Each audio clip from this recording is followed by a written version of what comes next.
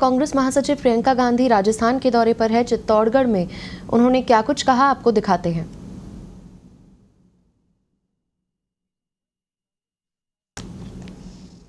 मेरी बातों पे जाओ ही मत। मैं कहती हूँ तमाम नौजवान बैठे हो, शहर है, यहाँ इंटरनेट है, जाके देखो।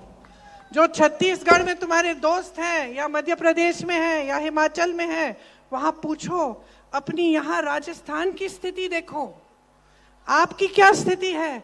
यहाँ आपको राहत मिल रही है, यहाँ किसान के कर्ज माफ हुए हैं, यहाँ पुरानी पेंशन की स्कीम लागू भी है और हम ये भी कह रहे हैं कि हम इसको एक कानून बनाएंगे। यहाँ महिलाओं के लिए कितने काम किए हैं, ये सब चीजें हुई हैं आपके आंखों के सामने, आपका अनुभव रहा है। तो आप अपने अनुभव पर जाओ, अपने विवेक पर जाओ, लेकिन एकदम आंखें खोल के अपना वोट डालो। आज भाजपा, राजस्थान की जो भाजपा है, एकदम बिखरी हुई है। मोदी जी इतना दौरा कर रहे हैं, इतने भाषण देते हैं, कहाँ कहाँ की बातें करते हैं, विकास की तो नहीं करते। आपको कभी ये मिसाल नहीं देंगे कि मध्य प्रदेश में देखो हमने कितना काम किया। मैं यहाँ खड़ी होकर दे सकती हूँ, मैं कह सकती हूँ कि अपने प्रदेश में कितना हुआ है, छत्तीसगढ़ में क्या हुआ है, राजस्थान में कितना हो रहा है। वो नहीं कह सकते। वो कभी लाल, कभी पीली, कभी नीली डायरी की बात करते हैं कि नहीं? कहते हैं कि वैसी डायरी मिल गई। क्या खोज रहे थे वो? मुझे तो लगता है कि पूरे प्रदेश में ढूंढते ढूंढते वो तो अपना सीएम फेस ढूंढ रहे हैं, अपने सीएम का चेहरा ढूंढ रहे हैं, वही नहीं मिल रहा। आपने वो फोटो देखी है, मोदी जी की जीप में चल रहे हैं टोपी लगा के और यूं दूरबीन से देख रहे हैं जंगलों में। यही आपके राजस्थान के जंगलों में कुछ ढूंढ रहे हैं, शायद मोर ढूंढ रहे हैं। दूरबीन भेज दें उन्हें, दूरबीन भेज देते हैं, अपना सीएम का चेहरा भी ढूंढ लें, क्या पता दूरबीन से देखें तो मिल जाए। जितने भी उनके बड़े बड़े नेता थे सबको परे कर दिया। राजस्थान आकर अपने नाम पर वोट मांग रहे हैं, ये नौबत हो चुकी है उनकी। अपने नाम पर वोट ऐसे मांग रहे हैं जैसे प्रधानमंत्री पद छोड़ के यहाँ आके सीएम बनेंगे।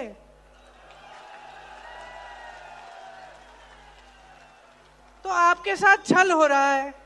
अब आप जागरूक बनेंगे, आप आंखें खोलेंगे तो आप इस छल को देख पाएंगे, समझ पाएंगे। अगर आप अपने जीवन का अनुभव देखेंगे, ये देखेंगे कि जो गहलोत जी की सरकार है उसने क्या क्या काम किया है आपके लिए।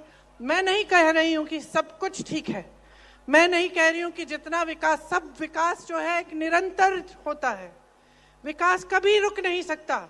हम आज 10 चीजें करेंगे, 10 और करनी पड़ेंगी, ये होता है विकास, चलते चले जाता है।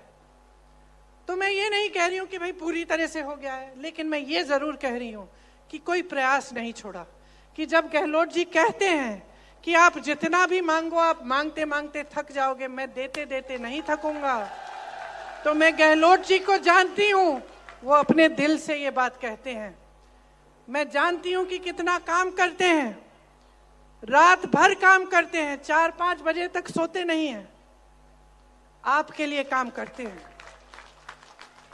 तो आपको कौन सी राजनीति चाहिए, आपको कैसी सरकार चाहिए, आप जब इसको चुनने जाएंगे तो आप देखिए, मैं जो कह रही थी आपसे मांगने,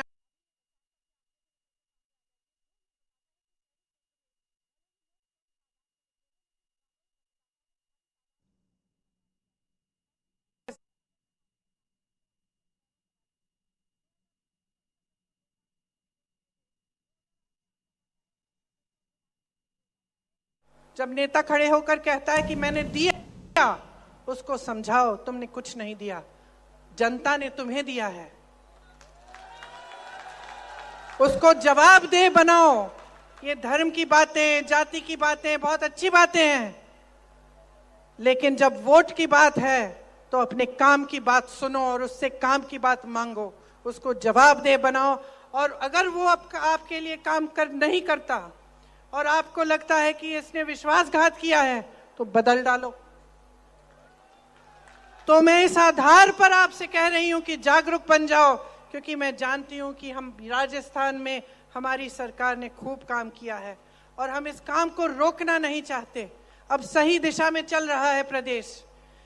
सही दिशा ये है कि आपकी संपत्ति आपकी जेब में जानी चाहिए, आज जो केंद्र की सरकार है आपकी संपत्ति छीन कर बड़े बड़े उद्योगपतियों को दे रही है। चाहे आपकी बड़ी बड़ी कंपनियां हो, चाहे बंदरगाह हो, चाहे हवाई अड्डे हो। आज किसान 27 रुपए कमाता है एक दिन में और अडानी जी 16,000 करोड़ रुपए कमाते हैं। मोदी जी कहते हैं कि आपके पेंशन के लिए पैसे नहीं है। 16,000 करोड़ रुपए के 2 हवाई जहाज सिर्फ मोदी जी के हैं। सरकार ने उनके लिए खरीदे हैं और उन्हीं में घूमते हैं। 20,000 करोड़ का उन्होंने सुंदरीकरण किया है संसद भवन का। 70 साल पुराना था, उनको पसंद नहीं आया, लेकिन 70 साल से तो अच्छा खासा चल रहा था। 20,000 करोड़ खर्चे। जिस समय उन्होंने कहा कि 20,000 करोड़ रुपए खर्चेंगे संसद भवन के सुंदरीकरण के लिए, मालूम है आपको क्या था? कोरोना था। लोग ऑक्सीजन के लिए तरस रहे थे, मर रहे थे सड़कों पे, और ये सोच रहे थे सुंदरीकरण के लिए पैसे देने के लिए। और एक बात और बता देती हूँ, उस समय उत्तर प्रदेश के किसानों का जो गन्ना का बकाया था 15,000 करोड़ रुपए था भाइयों। 15,000 करोड़ का बकाया, और सरकार कह रही थी तुम्हें नहीं दे सकते, और हजारों करोड़ रुपए माफ करते हैं अपने बड़े बड़े उद्योगपति मित्रों को। तो ये सरकार छोटे जो उद्योगपति हैं, छोटे जो कारोबार चलाते हैं, ये दुकानदार हैं जो मेहनत करते हैं ईमानदारी से दिन रात, उनको क्या मिला? जीएसटी मिली, नोटबंदी मिली। आप लोग देशभक्त हो, सब देशभक्त हो, आप कतार में खड़े हो गए। उसके बाद कोरोना आया, आपको कोई राहत नहीं मिली। तो बड़े बड़े उद्योगपतियों को सहारा, सहायता, कर्ज माफ, देश के बंदरगाह, देश के हवाई अड्डे, और आपके बारे में कौन सोचेगा? तो आप सोच लीजिए, अपने पैरों पे खड़ा होना है, अपना भविष्य मजबूत बनाना है, अपने आप को सशक्त बनाना है, तो कांग्रेस की सरकार को जिताओ, 5 साल और दो।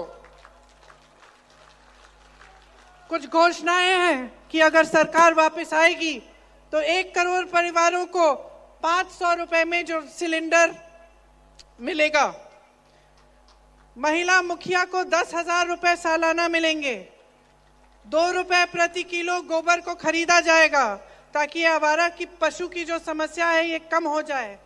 सरकारी कॉलेज के पहले साल में विद्यार्थियों को लैपटॉप और टैबलेट मिलेगी, या लैपटॉप या टैबलेट। प्राकृतिक आपदा से पीड़ित परिवारों को 15 लाख तक की बीमा मिलेगी।